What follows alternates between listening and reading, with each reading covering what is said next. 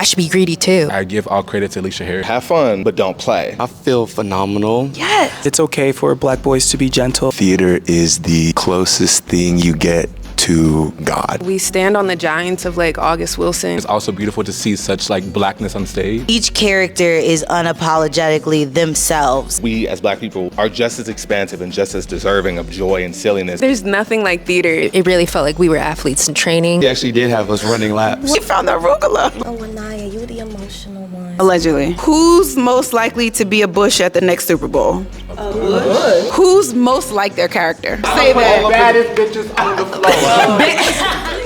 Good evening, everyone, and welcome to opening night of Is God Is here at CalArts. I am your girl, Donna Rizzo of From Rizzo with Love, and I am so excited to be joined by this amazing cast and director. Guys, this show was amazing. If you weren't here today, make sure you get your tickets. The show is running for a limited time from February 12th through February 20th, so make sure you get here. Before we start, I know I gave y'all some prep questions. How do y'all feel? I feel like it feels like we just kind of like turn the ignition of the car and like we getting ready to start it up. Okay. So it feels good. I feel really good. Nice. I'm so proud of everyone. And like sometimes when we're running it, we can look at the time and it's like, okay, we need to pick it up. But tonight it felt like we were just coasting. Everyone was in their bag completely. Yeah. And like you could just feel it. It felt really good and the audience makes it as well. I don't think this play would be what it is without live reaction, people having those or the giggles. Like we need that. So it felt really good. For me, I feel phenomenal. Yes. The cast is phenomenal. We built a family off stage, and so that transcends on stage. So the love that we have for each other and the joy that we bring to each other and to the performance, like, I can't even put it into words. No, yeah, I would say it's really been such a journey, I think, to go from, this is our like D-Lab, so we have this thing in our first year, and we do these kind of like D-Lab projects, and I basically did a scene from it. And Sakina and Miriam were the twins then, and Avi was also still in it. And so to kind of go from that small scene to go to this kind of big production has just been just a really huge testament of like faith and trust, and just leaning into the process is really, really, really huge. And to see the evolution, to see these girls evolve has honestly just been such a joy and such a wonder. And to see that kind of the cast also build and to grow together, and just to kind of like find just a level of trust and understanding, sometimes, you know, challenging me as well. But in like the best ways. And so I think it's really refreshing. I think it's also beautiful to see such like blackness on stage and authenticity, and also to see black women have the opportunity just to rage out and just to be able just to say I want more, and what that more can look like. And so I'm really grateful that we had this opening night, and that also to have an all-black cast. A part of my thesis has just been such a breath of fresh air. And I love that. Let's stick to that because, you know, we were going to talk about this a little later, but I love that you brought up essentially like a black cast and black joy that is exhibited here in whatever way. We often see black people portrayed in a specific way on camera, on stage. So I love that this play shows us in all different ways. Can you talk about that? And because for those who don't know, this is the 100th year anniversary of Black History Month in February for the United States. What a time for that to happen, and what a time for this play. Can you talk more about that? Yeah, no, it's truly the words of Aleshea Harris. I think that she has really given us the door and the access, the opportunity just to really just take up space. I think I love that when we met with her, she said like she put all this stuff in the play because she was just greedy. And I think that is something I think a lot of time frames black women don't get the opportunity to be greedy. Or if that comes off, it becomes in a negative connotation, not in the way that actually I deserve more and I want more and I'm gonna take it. Yeah. You know? And so I think it's such a huge thing. I think she's given us, and giving these girls for sure, like she sends them off in this adventure with love, you know? It's not an adventure, and not to say that I think that I don't wanna devalue black joy, but I think she's getting at something much bigger than black joy. I think there's an inner rage and an inner passion in that rage. I think as a person, I think I can get really, really rageful sometimes. And I think that rage isn't from anger. I think it's from passion. I'm very passionate about the work I do. I'm passionate about the art that I create. I'm passionate about who's in my space. And I think that passion sometimes gets really torn to other things. And I think us as black people, when we get loud or our voices kind of have a different tune or rhythm to it, it can come off in a very negative connotation. And you're just expressing yourself. you're just allowing the passion to kind of ooze out in the way it needs to ooze out in that time frame. And so I give all credit to Aleshea Harris. I think it's her words, and I'm very huge on all of them. Like, you need to be off book. You know, you need to know these words, because I think the slightest thing changes the rhythm of the play, and she's written a score. And I think we have to give that justice and also uplift what she's doing, because she's given us, like, the play is going to be good with us or without us. Yeah, I feel like this play is turning the page within Black theater as well. We stand on the giants of, like, August Wilson, who portrayed different perspectives of different Black people within our community and the different colors. We saw different women who were fed up with their situations at home and children who just strived for more. But I feel like in this play we get to explore deeper. What would it be like if those, like Raina and all of these different characters, if they got to get their get back and like leave that man though? Like for my character of Angie, like what is it for a woman to be on stage and really rant about, I hate my situation, and then to take action after that? Like, we get to know these women's dreams and how they're riding for each other to the very end. I will also say that this play, for sure, at least personally, gave me the opportunity to investigate what it means to be silly and to let that just be. I think, going to, institution of higher learning, especially as Black people, I think we're very cognizant of our place within the institution itself and what it means for us to be here. Like in my case, my mother did not have the opportunity to go to college. So with me doing that, right, there's a certain level of excellence you want to bring to everything. But one thing like that Aleshea said is that, you have to come to have fun, but don't play. So with that, Tramaine and I had conversations about what does it mean to bring like Cat Williams or Bernie Mac into this character. And that kind of allowed me to have the opportunity of what does it mean to be silly on stage? And, like some of the roles I've done here have been like Othello and whatnot. And while that's wonderful, I think we as Black people are just as expansive and just as deserving of joy and silliness as we are the super tragic or the super dramatic, of which this play gives us all of it. So, yeah. It's so interesting. I'm watching you and I'm like, oh, this guy is the comedian who acts. So I love that that is not the case for you. You came in here as an actor, and I am seeing that other side of you. Beautiful. I don't want to give too much away on this. We're not talking about the show too much, all right? I love that you guys spoke about Aleshea coming, because you had the unique opportunity to actually have, like, imagine a William Shakespeare walking into an Othello. Like, you guys had that unique opportunity. Talk to me about what that meant for you. Come on, talk about it. What did that mean to you guys? Are there any other gems that she dropped in preparation for the play? It was amazing to be in the presence of her and how honest she was. We would ask her questions, and she was so open about her process. And many times she said, she's like, I don't know. Like, we would ask questions, she'd be like, I don't know. And she was like, but I want you to find the answer. And so it was very freeing to be in that space where I felt that she trusted us to give these characters the love that we want, our perspectives, our personalities, our appreciations into these characters. And I felt like her trust and love, and she was fully giving us our light. And I'm just like in awe of her. She said, I always take that she said she's greedy. And that was very inspiring to me, especially as a Black woman who's so talented as her, to say I'm greedy. That made me go, I should be greedy too. Yeah. I should want to be greedy about my opportunities to express myself. And I was able to explain to her that how fortunate it's for her to create characters, especially young Black girls who have scars and are very hard on themselves about their appearance and feeling beautiful, and kind of having a whole conversation about beauty standards, and and that goes like a long history with Black women about beauty standards. And it felt affirming to be in that presence of her, to kind of talk about those things with her. So I appreciate it. Kina? Yeah, I feel like she talked a lot about her play as like a catharsis for Black girls, and I think I've been playing a lot with that within my character of Racine, like not shying away from what does her getting the opportunity to express all of this anger and frustration that she has maybe had like pent up, like what does that look like, and not shying away from all the forms that it may take, like getting like maniacal at moments or like just screaming at moments, like having fun, like thinking about getting revenge. I think that was something that was very powerful and a gift that she gave me in her talk.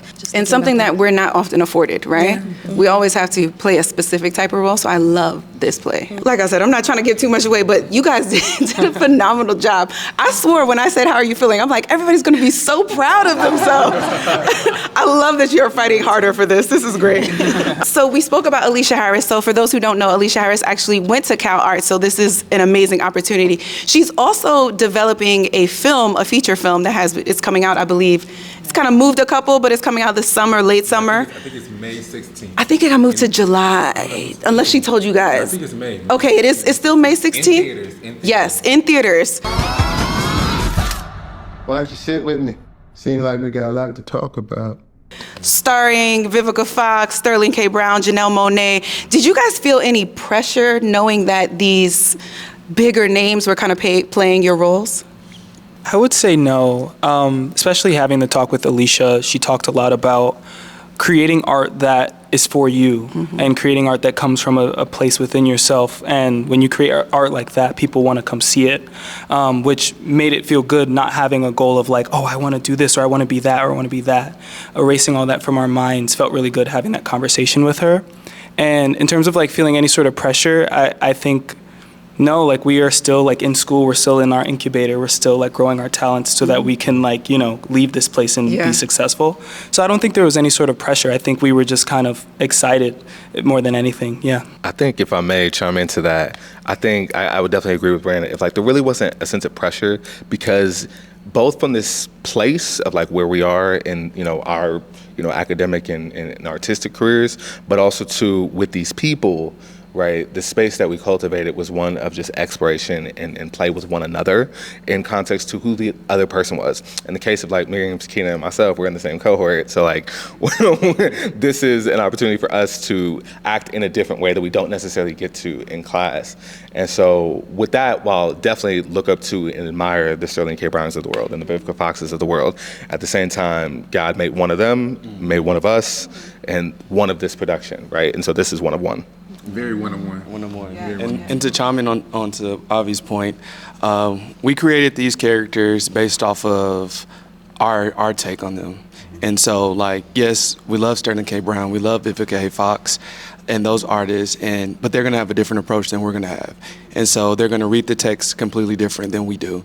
And so coming into it, we developed a specific character based off of what we saw and what we read. Nisha, I would love for you to talk about she actually. Yes. I think that's something that we, I think, had to discover in the space of, I think, what that role was, and I think of what she could be in an interesting way. I'm not saying too much, but you can talk about it. No. Thanks. She really blossomed in this production. I think the drilling and the studying and the going back and forth and is this the right? No, is this the right? No, that's not it either. I think that was all born out of this desire to just give my all. This show is so unapologetically black, and each character is unapologetically themselves. Like, there is nobody who's really trying to be anything different than who they actually are. Like, I think it speaks to a generation and a time, and I say a generation and time, but like in a very timeless way. Like, I think we could put this same production on like 4 years, 5, 10 years from now, and it would still be relevant. The rage, the catharticism, the energy would all still be there, because I don't think that's ever gonna leave the spirit of Black people or this community. And so being she and getting to tell her story is like telling the story of plenty abused Black women in the world who were shut down, and you had to just sit there and take it, and you had to accept it, and you had to deal with some shitty ass lawyer who was slippery, and you know, like, and you had to go through all of these places. So I think to be able to tell this story is truly an honor, because, you know, I don't think everybody gets to tell their story. I was just gonna say there's nothing like theater. Like, I think there was no pressure there because I'm like, theater is gonna be different. This show is different every single time we do it. And the audience, I keep coming back to the audience, but what they bring is gonna change what the show is every single time compared to like film where you cut, let's do that again, get the right thing. But with this, it's like, that isn't what I rehearsed, but we just got to keep going with it. Like, there's this liveliness to it. I'm interested in seeing what they're going to do. Like, I know it's going to be dope. That part, yes. As a cast. And to that, why is it important for people to come to see this show, like you said, in the theater, versus just saying, oh, I'll wait for the film? It's a visceral experience. It's live. It's real. It's in the moment. You can't pause it and be like, ooh, I'm gonna go get something, I'll be right back. Like, you leave, you miss it. And so, like, to come and be in that moment, feel that energy. When you're in the room with somebody who's 2 feet away from you, like, in an emotional state, or like you're seeing something in real time that affects you in your actual life, that you take that home with you. And so I think it's important to support live theater. Like, come, like, but specifically this show, come feel this in the room, you know, because you with us, we with you. And it's such you guys can see a little bit of the set, but it's such a unique set. We can literally feel the energy of the cast members from the stage to our seats. So it's something unique that you get in theater in general, but this set in particular really, and it's so intimate, you really feel each character's, like you said, rage, energy, or vibe on the stage. So definitely make sure you come and see it. Yeah, I just wanted to add that, we talked a lot about the athleticism of like live theater, and so it really felt like we were athletes in training. And every time we're on the stage, theater is so athletic, and we're using our bodies, but we're also like using our souls and our mind as well. And so I think that's what I love mostly about theater. It's just how athletic it feels. It feels like sometimes we're playing basketball or we're playing tennis, and that's how it should be. I love that. I've never heard that perspective, but I love it. I guess to go, I would say I have a very. He's like, yes, I made you run laps. I'm so glad we talked about this. I would say they did run laps actually. I think I'm a person, like, I used to play sports. Like I'm from Florida, and so like there's a thing called like Pop Warner. So I played football, I played soccer, like I did like swimming a little bit. But I think there's something that I think I learned in that time frame, a camaraderie and community. Like, I think I'm an artist. I think I lead with my heart. I lead with like my humanity, and I think I bring that to the space. I think it's also what I think as a director I can ask for actors or designers to give that to me. I don't give it as well. I feel like there's something that I think I myself feel as if that's my superpower, not a disadvantage of me actually showing my secrets, but telling my secrets. But in the coaching thing, I think it is really huge, like the athleticism of theater. Like, I want theater, like my dream job honestly one day is to direct the Olympics, like opening like ceremony one day. Come on, Olympics. But I really genuinely think that I think people don't talk about how I think, like, I want the theater to feel like we're at the Super Bowl. I want it to feel like we're at like the like basketball championships. Like, I even said, I made like a post and I told like Sakina, like, this is like my MJ, this is like my like Scottie Pippen, because like Sakina's like the all-around player. Sakina's gonna come consistent every day. Sakina's gonna be off book every day, and I think Miriam just lights the room up and has just such beautiful moments and beautiful tricks. And so I think as a coach, like me, I technically would be Phil Jackson.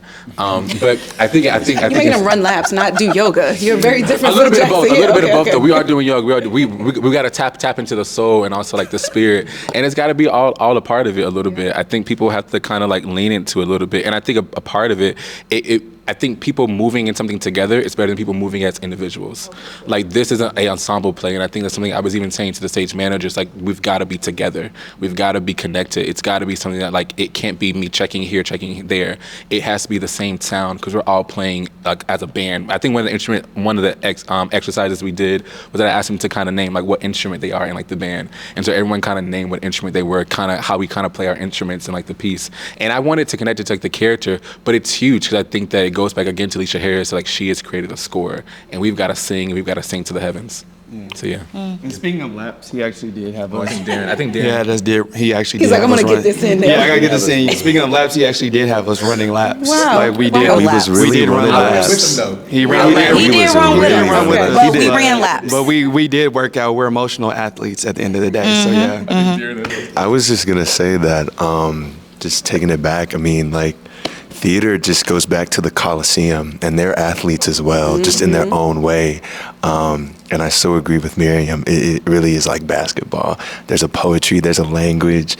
What Tramaine was talking about was like, yeah, he asked it, he was like, what instrument are you? And it wasn't just a band, it was a jazz band, because we're playing freeform jazz up here, and we all got to fall into this soulful syncopation without it being premeditated. Like, you just have to take what you get and then riff off of somebody else. So yeah, I mean, in my opinion, theater is the closest thing you get to God. That's art in general, but it is the closest we can get to a self-reflection of like, are they talking about me? Because this is a little scary. They preach. But beautiful. So I used to work in sport. I used to work at the NBA, MSG, all of that. There were teams that would only hire athletes because they said those people know how to work in a team.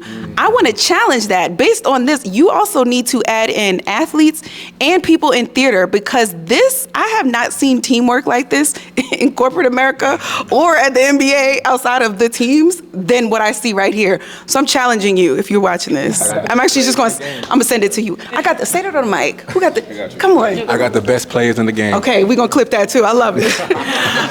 Let's get into the actual performance and the show and the writing, everything. I want to, without giving too much away, if I keep saying that, without giving too much away, because I want you to come see this.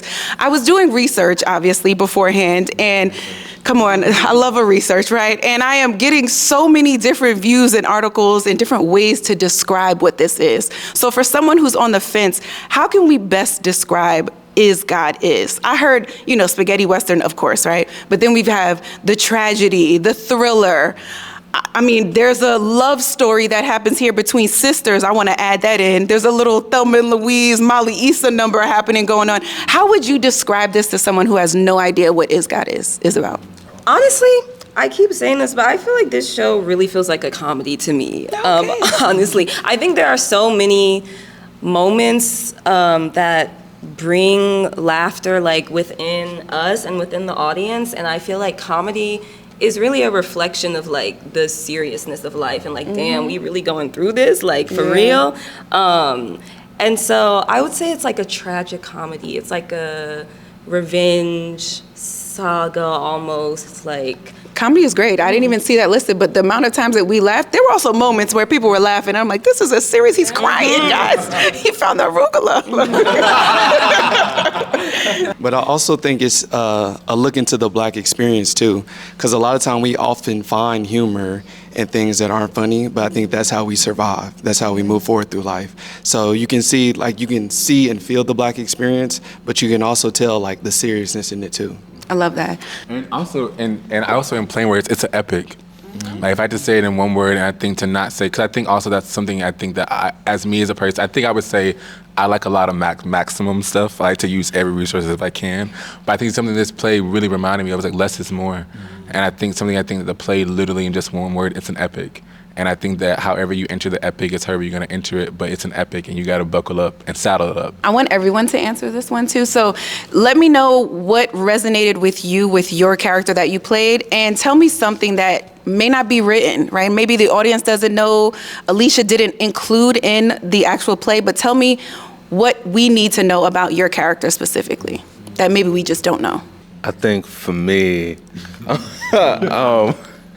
what resonated with me about my character, I think, is the absurdity of life and the pivoting on the choice of to be in this life. Okay. And what that does to you internally and how you deal with it. Like, I'm definitely a person who, when things happen, as everybody in this cast knows, as life be life, and I am the first one to make a joke about it. And I think my character, while he definitely is a comedic character, right, in that comedy is just so much truth. And I think that's something that maybe wouldn't be immediately thought about if you didn't really think about that, if that makes sense. I love that. What should we know about your character that maybe isn't there, that you found out or discovered and you pushed that into your performance here? Even in loss, especially for me in my whole time here at CalArts, there's great things to be found, if not just laughter in and of itself. Because I think we're all guilty of being in a culture where we're trying to get to the next moment, right? If you're waiting for something, you're on your phone. If you're trying to, you're always waiting for something else to happen, or I can't wait for it to be Friday, or whatever the case may be is. But when you're laughing, it's a moment that you're currently in and enjoying, right? And you're feeling the moment as opposed to just waiting for the next one. Yeah, I'll say something about my character. I think a little bit of what we were talking about earlier about this show being greedy. I think that comes from this action of putting black people in boxes. And I feel like my character, Riley, who's one of the twins, does not like subject himself to any of that. I think he is who he is unapologetically, and I think that's what resonated with me the most. Also being like a queer black person, queer black actor, queer black man. It's okay for black boys to be gentle, for black boys to be soft. Like black men are always portrayed as these very hard and very serious and very masculine. And I think it's okay for black boys to be soft. It's okay to embrace your feminine side as well. Obviously, there's a lot of masculinity in his house with his father and his brother. And I don't think he succumbs to that. I think he just stays true to who he is, and he doesn't feel necessarily sorry for it. I think I discovered the pain that you can really experience and be hurt by somebody. I've been hurt, but I've never been, hurt the way she has been hurt. Physically or emotionally. I think discovering that pain and also learning how to translate that into something that's relatable to more than just black women, but just women or the man that's sitting in the audience that has experienced that pain and sees himself in she and sees that pain the way that she was treated. I want to not have an answer, but I feel like I have an answer, but I can't say it without giving it away. Oh. Okay.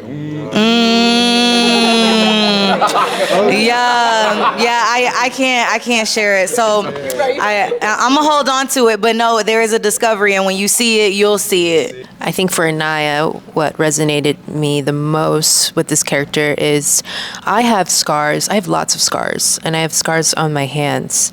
And I think it's been a very beautiful experience to portray a character that has scars, and it's taught me a lot about embracing my beauty, or what people would seem as ugly or would seem as something that's very unappealing.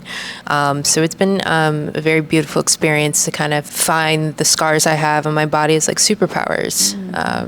And it's really been, have felt very supported by the people in this room, obviously, to kind of portray a character who is struggling with who they are and their place in this world. And the way they look the way they do is not their fault. And so they go through the world feeling like it's their fault.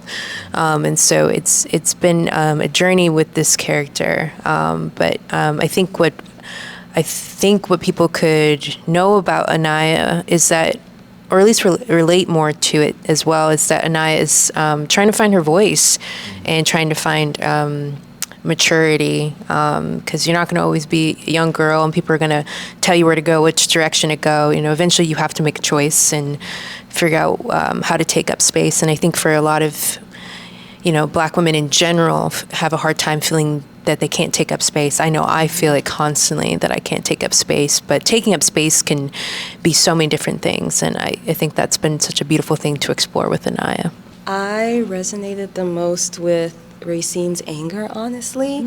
I feel like I really connected with kind of like Nisha was saying, I've never been hurt in the way that Racine has been hurt, but living every day in this society as a black woman is extremely exhausting. And I feel like Racine's anger kind of empowered me a little bit, and it reminded me of the anger that I hold on to all the time. And I feel like it sort of awoke something in me to be more tapped into all of my feelings when it comes to what I go through every day. It's been cathartic for me having a moment to release within the play and also outside of the play. I feel like in the play everyone's always oh, Anaia, you the emotional one. But I really feel like Racine is also the emotional one, because she's the one who's acting on her feelings of what she's been through and actually allegedly. Right. Yeah, I would just say that she expresses her emotion in a different way, but I think it's important to look at her character and see that her emotions are also valid, and just because it's anger doesn't mean that it's not emotion. But yeah. Man, wow. What do I connect to him? How do I connect to man? That's a great question. When I first read the script, I hated him. And it was a sense because like that's not who I am. And I was like, how do I find my way into this character? How do I make these choices and discover and build my man, essentially? So I connected to his defensiveness and his loneliness. I feel like not I want to say in the production, but in the play, there is a sense of longing that he has. There's a sense of like wanting to be loved. And he expresses that, come see the play, he expresses that throughout the text and throughout the story. But I had to find my way into it, and I connected to that, longing for something that you necessarily don't have, but you want. And that was, in my opinion, it was love. He wanted that. And he didn't know how to give that. Something about man that you don't know. I feel like everybody in life has a past. And I think with man, even before meeting She, I feel like his past was rough, his childhood, his upbringing. And, there are some people that grow up and they decide to, they go through a rough time, like the worst in life, and they're some of the best people. And then there are some people who go through that same type of trauma and they go on the other side and they're evil. And I feel like with man, he chose the side of evil, but he wanted to find that love too. So there was like an imbalance with him. So that was something that I discovered while developing him, there's this like nature versus nurture type ordeal that happens with him. And so, yeah. Humanity. Yeah, humanity. Yeah. Yeah, with Scotch, I mean, like, he just represents a lot. Like, he represents how Black artistry is treated and how it is chastised and how it is not given its full value. I think that one of the things that I was really interested in is just the fact that he's named after the liquor.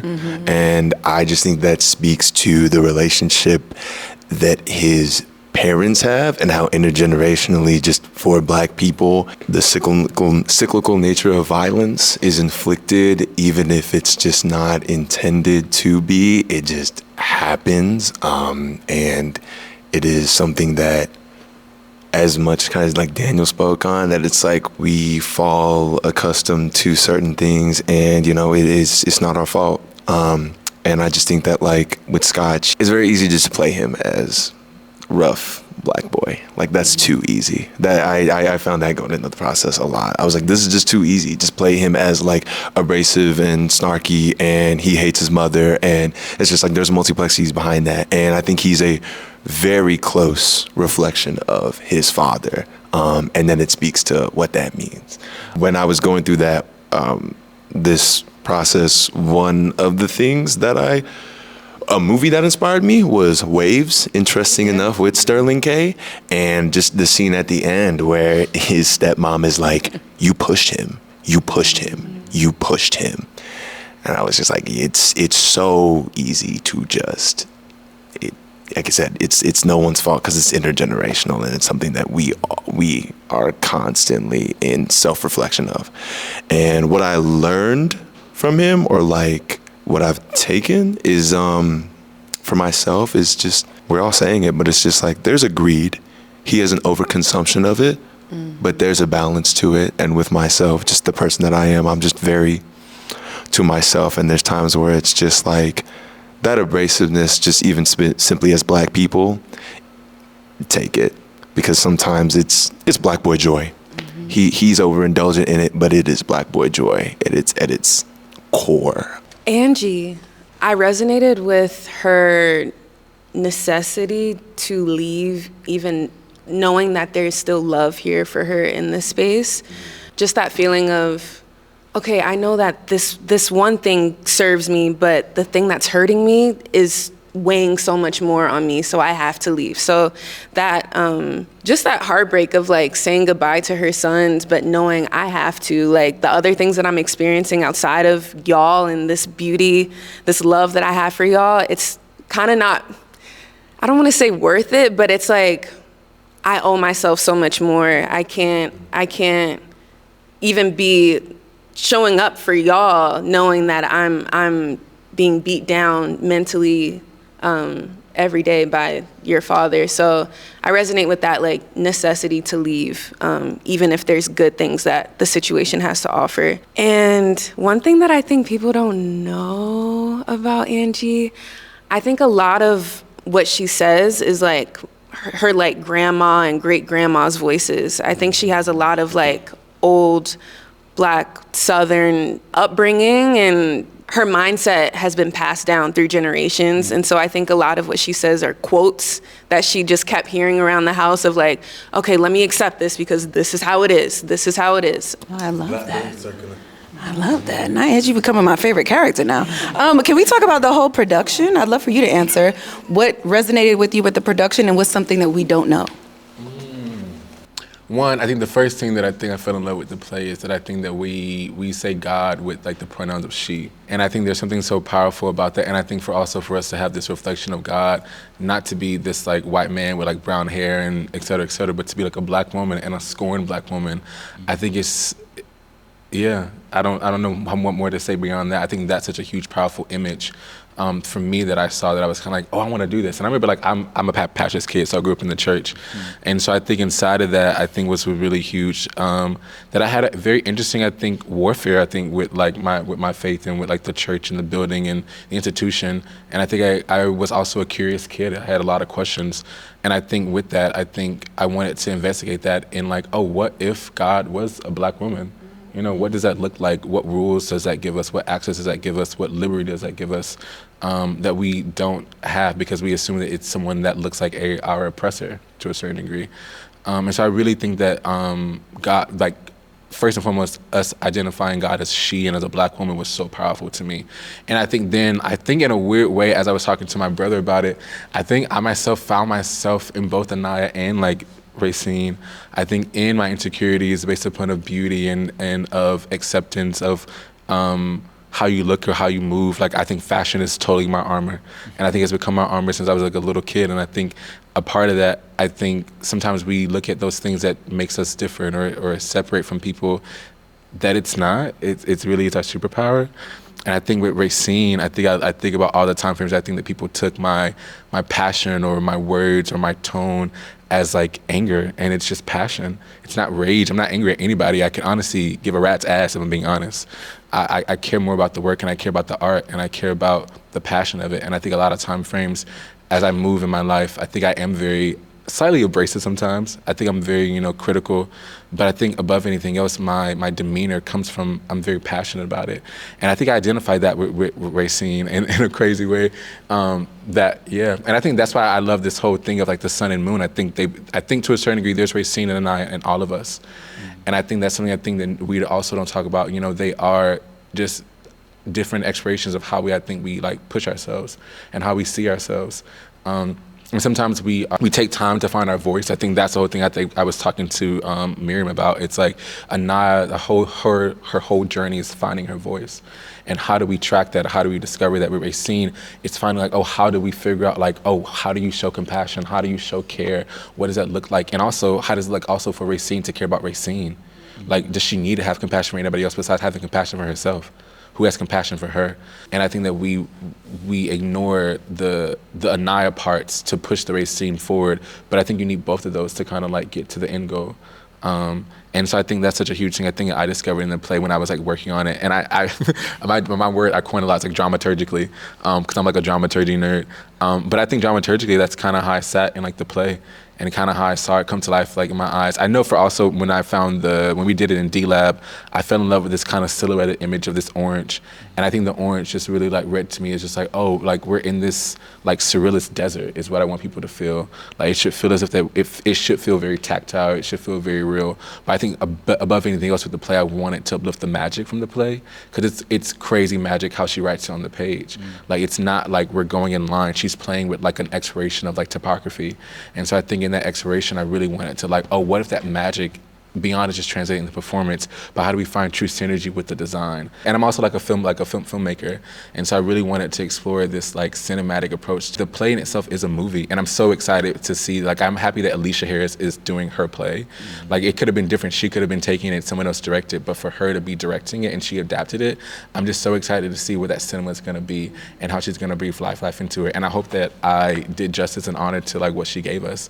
But that's kind of how I see the production. Yeah. That was beautiful. I feel like I'm gonna make that a whole separate clip on its own for every single person in theater. That's amazing. It's clear that you guys are more than just cast members. You guys are family, and you know a lot more about each other than we might think. So I want us to get into some fun and games. It's gonna be quick. It's just who's like most likely to, or who would. Okay, who is most likely to be late to the function? Avi. Who's most likely to use a line from the script in real life?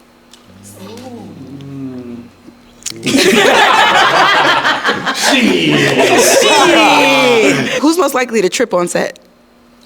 Ooh, I might go back here. Dang, you about to get everything. Who has the best backstage playlist? Ooh, they should all have playlists. Oh, no. Who is it? Are you like, pointing we at? gotta be real here. Okay. We gotta be real here. But here's the best. Who's most likely to forget their lines? He said nobody. I whipped y'all into shape. I love that. Actually, it should be nobody. Oh. Who's most likely to ask to see the picture and then saying, I want 4 more? Oh. Who's most like their character? Who's what? Most like their character that they play? Oh. Scotch? They just saying that because the poet and the music and the stuff. That's why they saying that. That kind of counts. Vibe-wise, sometimes. Who's most likely to be a Bush at the next Super Bowl? A bush? Oh, do y'all? Oh, like the Bad Bunny, like be a like one of the. Yeah, I would. Red? I know, see, clearly. Who's most likely to ask to do a TikTok? It's you, Ella. Wait, wasn't you in the dressing room doing a TikTok? They was. Who's most likely to switch careers from being an actor to something else? Oh, yeah. Is it comedian? What's your other career? So you got 5 things. I double major in music. Yeah. Oh, So, okay. yeah, the double major just Okay, we like automatically that. puts me in that. Great artist. Who would be most shocked by all the love that they're getting from this show? You looked around like you knew it was you. She said, it's me. Yeah, okay. Who's most likely to win their first Oscar first? You, come on, everybody, raise your hand. You better all raise your hand. Who's most likely to cry for the last performance? Everybody? All of us. I'm all right. And who is most likely to kill their performance this week? Everybody. Come on. I was going to say, y'all better say that. Baddest bitches on the floor. All right, I was making sure that y'all all said that because everyone killed it. I mean, obviously, there are individual parts that everyone displayed, but I can't even. I was gonna be like, damn, I can't say who I like the most, but like, y'all all killed it. It was legit, and it was good because all you guys were able to interact and play with one another and like bounce off of each other. And like you were talking about the energy in live theater, you could only get here, and we could feel you guys' connection. So congratulations to you guys. Congratulations to what you built with this team.